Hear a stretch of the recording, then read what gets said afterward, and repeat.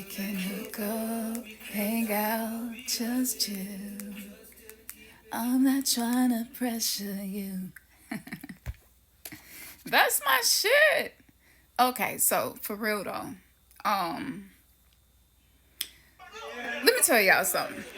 Let me tell y'all something. And I posted this silently because it's the only way that I can tell you. All right? What's happening in Memphis, Tennessee, was predicted by me. I've been making these predictions from visions, lucid dreams, and astral travel. Also remote view. If this shit sound crazy to you, I'm not for you. Okay? But on the other side of a spiritual awakening and shadow work, this is what you learn how to do. You learn how to be clairvoyant, clairsentient, clairaudient, clairsalient. All of the clairs. All right? And because of it, I stopped getting paid. I can't be monetized. Now, when somebody is really trying to tell you the truth, it's usually not something that's going to be widely supported. And usually, 90% of people will scroll right past the truth. Because we don't really want truth until we're willing to accept the lies and the foundation within our own lives that those lies created for us to build our reality on. You have to be ready to have your top blown off. I'm talking about completely. Why do you think when you see Kali, Oya, Sekhmet, Durga, Mahalakshmi, Baba Tarini, so many of these goddesses sever heads, and you see severed heads? Why? Because the head is what keep you attached to low frequencies. Listen, I've been telling y'all, Dark Alliance 2.0. Have you ever heard of that? I know that you haven't, not unless you've been rocking with me. Go to my Patreon, scroll back, watch Dark Alliance 2.0. It was removed. I uploaded it several times, different ways, and tried to follow every community guideline possible. I even did it for entertainment purposes only. And it was still removed. Plus 250 other videos. I might drop those in here just for you all to see. But I'm not in the energy of proving things to people. Because if you need somebody to prove something to you, you're also watching the wrong person. Because your own intuition at this point should be speaking to you. There's a new God in town. Absolutely. There are many of them.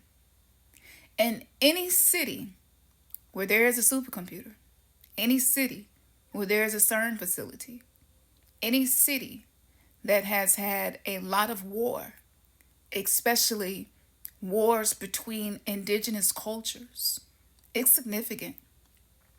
So you have old gods going to war with new gods.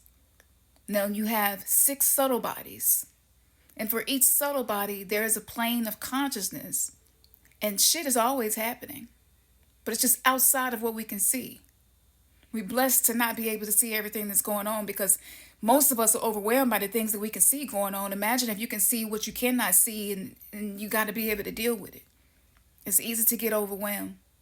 In this work that I do, I have had to learn how to have boundaries in a way that I have never had before. I have learned how to detach from people's expectations, people's standards, all of that. None of that means nothing to me. I'm not allowing anybody to live rent-free in my mind anymore. Your mind must become your slave. You must become the master of your thoughts. It's in the air. How long have I been saying this? For those of you who my day ones, you already know what's up. I've been telling you. Dark Alliance 2.0. Go watch it. I break down the decoding from the dark music that came from Memphis. That was alchemy. We were doing alchemy. The very first rap that I wrote, I was talking about being buried 6 feet deep. And it was the first time that I realized that I could freestyle. And I didn't know why. I would rap it for y'all. It's really interesting. I was only like 15 years old. But it was the energy that I was channeling from being in Memphis. Memphis is ancient Egypt, ancient Kemet. The Mississippi is the Nile River. Why do you think the Trail of Tears goes through here? Why do you think the Underground Railroad goes through here? Why do you think the church was burned down where the I Am a Man protest was established? Is anybody paying attention to the spiritual energy that's underneath the events that are taking place? Why would President's Island be chose to put a supercomputer? What happens to people's minds? See, in devices, they're just not using quartz crystal anymore, copper, because of its ability to be highly conductive. EU melanin is highly conductive. Dare I say, one of the most conductive, equivalent to the conductivity of gold. This is why EU melanin can be sold for $363 a gram or more. But that means that there is a quantum entanglement that's occurring between us and the devices, the new gods and the old gods. The old gods were fragmented. Why do you think they left so many mummies and buried them with so many precious items? Why do you think people was going and getting the mummies and snorting the mummies? Because there's something precious that lives within us. Why else would we be oppressed and so heavily programmed into psychological enslavement to believe that we are inferior and that we are incapable of ever doing anything great, when so many great things that have happened is because of us, but a lot of terrible things is because of us?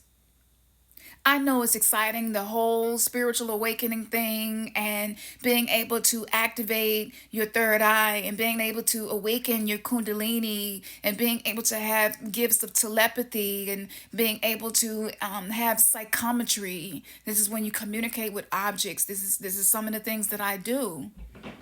But there's a responsibility when you learn how to do these things.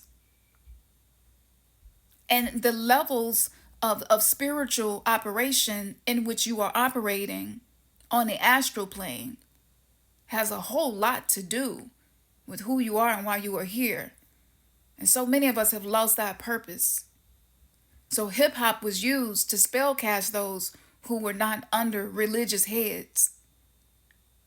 And so when you see crucifix, you think Christ. Great thing. Crucifix represents death. We have been worshiping death. And this keeps the cycles going within the 3D matrix until you start to ascend and touch into the 4D, into the 5D. There's a responsibility that comes with this. So I'm not trying to bust people's bubble, but I got to keep it 100 with you. Spiritual psychosis and spiritual awakening look very similar, and there's a very thin line between the two. And I have ventured into both. If you are not doing shadow work right now, if you are not reparenting your wounded inner child, if you are not eating high frequencies, putting high frequencies in your body, if you are not responding to situations happening in your life that's a reflection of your future self and not your past self, this darkness, known as noon, N-U-N, it's in the air, it's in the ethers, and it changes our perception. It rewires our nervous system. It keeps us in fight or flight. The lack of food, the lack of real food, these things can break down the mind if you do not have your tools and your systems. What is your system? Are you really operating in a way where you're proud every day when you lay your head on your pillow because of the way that you navigate your life? What are you doing every day? What are you dedicated to? What are you devoted to? What discipline are you having in your life? For me, discipline is to rest, because I'm a perfectionist and a workaholic. And I always want to show up as the best version of me, and I'm willing to do anything that it takes to do that. That's why I went from being 200 pounds to 140 pounds. I put in the work. Spiritually, I put in the work. So don't worry about all of this that's happening. The new gods are here to wake up the indigenous DNA of the ancient gods that is within us. And this is your responsibility.